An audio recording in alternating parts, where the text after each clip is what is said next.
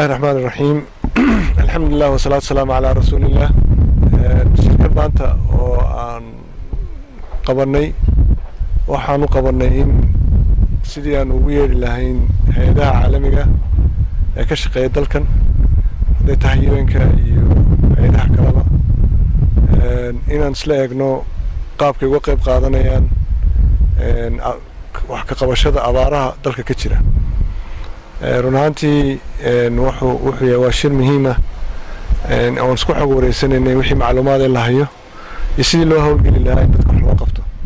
taasaana runtii ka dhigaysay muhiim marka xigtana waxaan halkaa ka sii wadnaa sidii degdeg wax uga qabashada maxaa la yiraahdaa ma noqoto dawladda ma noqoto goboleedyada ama ha noqoto hay'adaha caalamiga in hal qorshe ay la yimaadaan halka qorshe marka lagu wada hawlgalo dadkana sida ugu dhaqsaha badan wax loo gaarsiiyo hadii alla idmo taas ugu muhiimsanayd maanta shacabka waa noogu dhacday alxamdulillaah caalamiin waxaan filaynaa in waxaana halka laga abuuray guddi farsamo oo ka shaqeyn doonta oo iyaguna kulmi doona sida ugu dhaqsaha badan leh si ay u sii anba qaadaan hawlaha loo baahan yahay waan ognahay in bar walba jawaabta soo baxaysa ay tahay shirar loo baahan wax loo baahan wax la qabto marka anaguna taa diyaar baan nahay wax qabadkina wax ka mid tahay